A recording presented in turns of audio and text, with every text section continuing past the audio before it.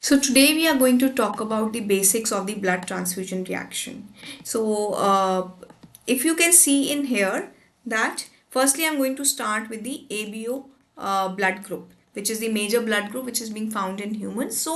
How are the blood groups being formed?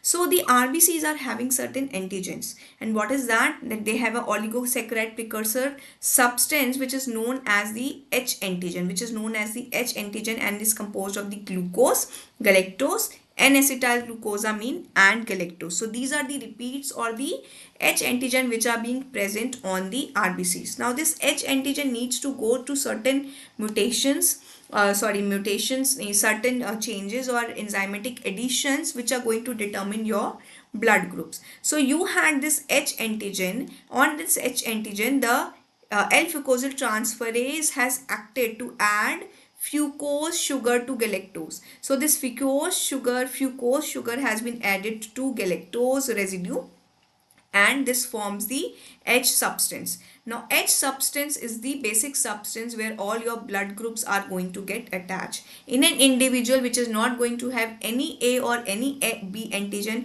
it is going to have this H substance only, and then this person is going to have this O blood group. It is going to have this O blood group. Now, in a person having A blood group, what is going to happen? By the action of the enzyme N-acetylgalactosamine transferase, it is going to add GalNAc, that is galactosamine to be added to this H substance, and this forms your A antigen. Now what happens in an individual which is going to form a B antigen?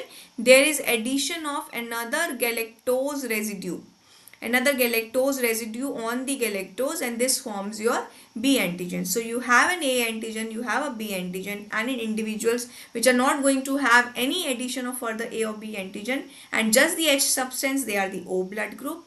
And the individual which are unable to form even this H substance, जिस individuals में खाली ये oligosaccharides precursor ही रह जाता है, only the H antigen, because of the absence of this enzyme. Which is this enzyme? Fucosyl transferase. So individuals with the absence of this fucosyl transferase are going to have very important Bombay blood group.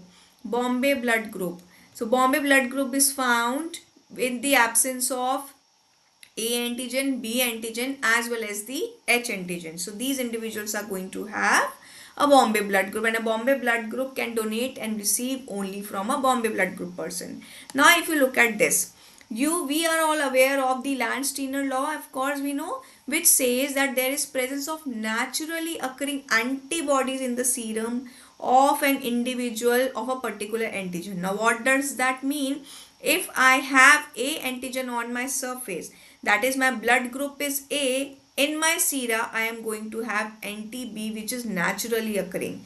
So this anti-B of course is not going to get harm the A antigen because it is against B antigen, but when a B blood group is being transfused into this serum where anti-B is already present, is going to be a reaction. So in whatever antigen is present, you have the opposite antibody in your serum. So that was the Landsteiner law, and now this forms the basis of your blood group testing. Now what is forward blood grouping? Forward blood grouping when you are detecting the antigens.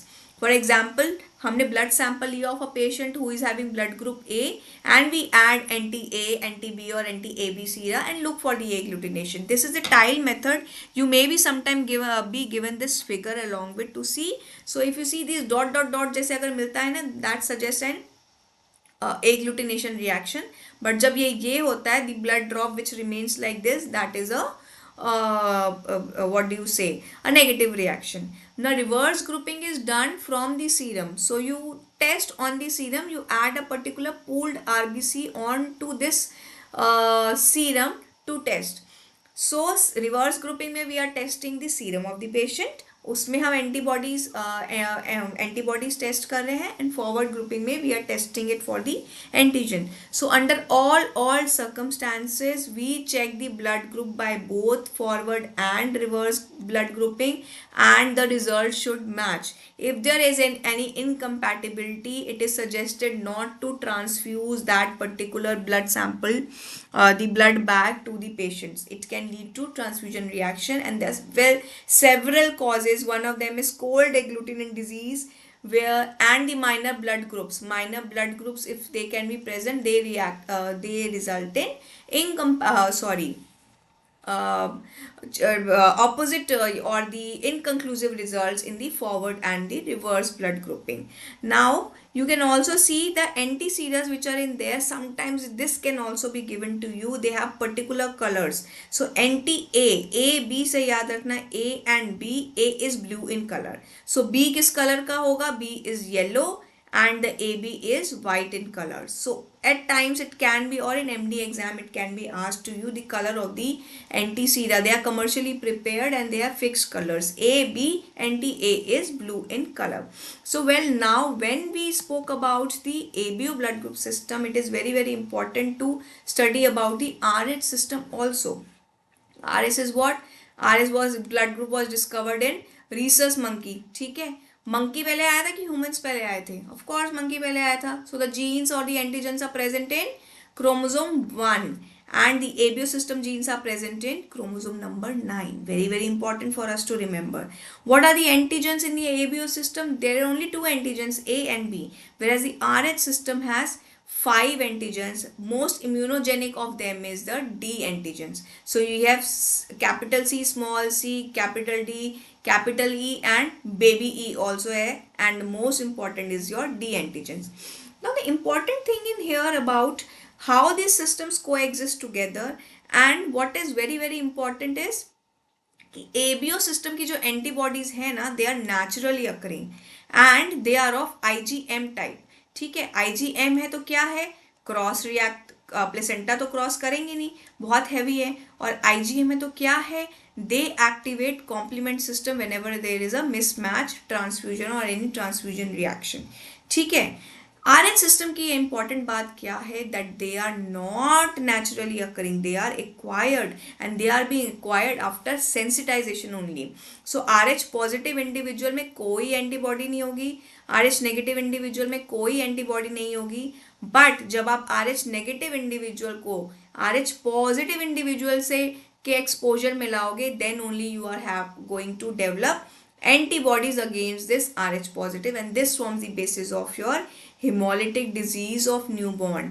And why it is happening? Because the antibodies from the fetus also, if a RH negative female bears a RH positive fetus, this RH positive fetus के भी जो antibodies हैं, जो IgG type की antibodies, they can cross the placenta and can cause the death of the fetus. So the RH system के antibodies are of IgG types which can cross the placenta, whereas they are of IgM types which can not cross the placenta. So this was the most important. Another important and the last important thing is कि ABO system की हमें जो testing करनी होती है, we do that for RBC as well as for the fresh frozen plasma. For FFP also we need to test for ABO compatibility, but for RH system you need to test for antibodies only while transfusing RBCs. उसके अलावा platelet concentrate या क्रायोप्रेसिपिटेज FFP में RH system की testing is not required.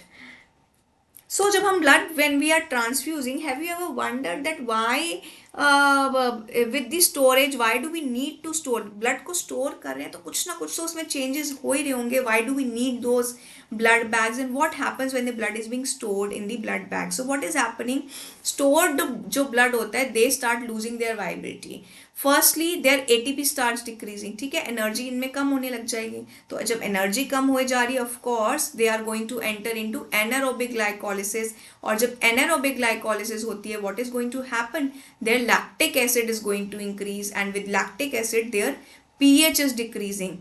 pH decrease होगा तो क्या होगा? Blood ज़्यादा एसिडिक होने लग रहा है. it will decrease the 2,3 dpg in the stored blood, and the oxygen affinity curve or the sigmoid curve is going to shift to left. अब इस shift to left का क्या मतलब है कि ऑक्सीजन के लिए एफिनिटी जो है वो बहुत ज़्यादा बढ़ गई है, तो ऑक्सीजन रिलीज ही नहीं होगा उस ब्लड में से. So all of these changes are happening. Potassium is moving out because ATP कम हो गया है, तो potassium sodium potassium pump is also affected. So potassium is being lose out, sodium is being coming inside. So if you do not do something about it, then तो you are going to lose on the viability of blood. फिर उस blood को transfuse करने का कोई फायदा ही नहीं है, बिकॉज वो जो हीमोग्लोबिन और ऑल जो प्रॉपर्टीज हैं जिसके लिए हम ट्रांसफ्यूज कर रहे हैं वो तो कुछ उसमें बचेंगी ही नहीं. So what do we do for all of these? We have some, we add certain anticoagulants into the blood. So the most common anticoagulants being used now are CPDA1 or SAGM. Please remember the shelf life of the blood bag is under most circumstances 35 to 42 days. In most of your question the answer is going to come like 35 to 42 days because these are the most important anticoagulants that we are using. ACD is not being used now. So understand क्या इसमें use करें. C for citrate, P for phosphate, D for dextrose. Dextrose तो पता है हम glucose दे रहे हैं cell को, फॉस्फेट हम किस लिए दे रहे हैं? ताकि वो जो हमारा पीएच कम हो रहा था ना, उस पीएच को वो थोड़ा सा बढ़ा के न्यूट्रल कर पाए, मेंटेन कर पाए, and the pH is not being turned into acidic. So it acts as a buffer. The importance of phosphate is to act as a buffer. Now with that we have also started adding adenine, which increases the shelf life of the RBCs. 21 days से 35 days होगी. तो हम ये क्यों use करेंगे? We are going to use this only. Adenine is doing what? It is providing ATP for glycolysis. तो glycolysis anaerobic glycolysis ना होके aerobic glycolysis ही हो. So the pH is also maintained. For that we are adding adenine. And what is SAGM doing? It is further adding what? Mannitol. Mannitol is to maintain the isotonicity of the RBC so that they do not undergo lysis. Is that clear? For most practical purposes your shelf life is going to be 35 to 42 days and the anticoagulants are used. कौन में कौन किस चीज का क्या function है, that also you should be remembering. So do we use a whole blood like that or we need to separate it into components? We of course separate them into components. ठीक है, ये तो whole blood है, that is called as the whole blood. Whole blood को we have to separate into components such that we get platelets also, we get RBCs also, we get plasma also. So how do we do that? And the various blood banks that we do. इससे पहले important है जानना कि कब कौन सा blood component we are using. So we are using whole blood whenever there is volume depletion. जब volume of the blood is going down because of acute blood loss, there is hemorrhage, there is some accidental emergency, then you need to give whole blood. But whenever there is anemia, when you only want to increase the RBC count, we give packed RBC. Packed RBCs have a hematocrit of around 40 to 55%. So 40 to 55% is the hematocrit of the packed RBCs, and this whole blood or the packed RBCs is being stored at what temperature? Refrigerated temperature. 2 to 6 degree centigrade पे हम ये blood जो है वो store करते हैं. Lab fridge जैसे normal हमारा पड़ा होता है ना, उसी में हम उसको we have to keep it at the cool temperature, that is 2 to 6 degree. अब what else do we separate it into? We separate it into platelet concentrate. Platelet concentrate में कैसे हम separate करते हैं? We put it in a platelet agitator to provide oxygen and all of that to it. That we'll discuss later. But platelet concentrate का shelf life होता है 5 days and it is stored at room temperature. Platelet जब भी thrombocytopenia होता है, patient has bleeding manifestation, we have to transfuse platelets, and platelets are the most susceptible to contamination or infection because it is being stored at a room temperature of 20 to 25 degree centigrade. Okay and इसलिए उसका shelf life भी जो है वो कम होता है. RBCs का shelf life और 35 टू 42 डेज, लेकिन प्लेटलेट्स जब आपने एक बार उसमें से सेपरेट कर दिए, the shelf life goes down to just 5 days. Very very important for you to know. इसके बाद we can separate them into FFP and cryoprecipitate. Fresh frozen plasma है पता है, और उसके साथ ही क्रायो है, तो ये तो फ्रीज ही होना पड़ेगा. सो -30 डिग्री सेंटीग्रेड पे it is being stored and the shelf life goes up to 1 year. लेकिन अब देते क्या है? Something very important for you to remember. FFP is given in condition where there is pan decrease in the coagulation factors. जब तुम्हारा factor 8, 9, 12 everything is decreasing, there is some liver disease, there is DIC, there is hemophilia A or B or whatever, you have to give FFP. लेकिन cryoprecipitate is given in only special conditions because it has the highest concentration of von Willebrand factor and factor 8 and fibrinogen. So any specific condition of von Willebrand disease or hemophilia A, you are going to give cryoprecipitate. For other all conditions, you are going to give your fresh frozen plasma. So this was I was discussing कि इस whole blood में से how do you separate? You first do the light spin, यानी कि कम speed पे centrifuge करते हैं for a shorter duration to separate it into a platelet rich plasma and into packed RBC. We have spoken about it all. Platelet rich plasma को you go do give a heavy spin to separate it into platelet concentrate and FFP. So sometimes this is as an option. पहले light spin करेंगे, उसके बाद में heavy spin करेंगे to separate the components. Certain figures that are being asked. When you collect only blood in a single bag means that you don't want to separate the blood into components. कुछ लगे ही नहीं हुए bag, supporting bags. So the volume of this single bag is usually 350 ml. ठीक है, खाली एक bag में blood हम कलेक्ट करते हैं. Now there comes double bag. Double bag में क्या है, you are separating you're taking out separating the components into packed RBCs as well as FFP. Okay, the volume could be 350 to 450 ml. Then you have triple bag where apart from the red cells and FFP you are also separating platelets, and then this is the quadruple bag where you are also able to separate the apart from red blood cells, FFP and platelets, you can also have separation. You have a filter for the leukocytes also. Okay, so this is the quadruple bag, and depending upon the usage, depending upon the conditions in which you want, you can collect the blood and separate the blood components. Important figure for you is this is the leukocyte filter. Can you see we have this sort of a filter in here where we are in the quadruple bag.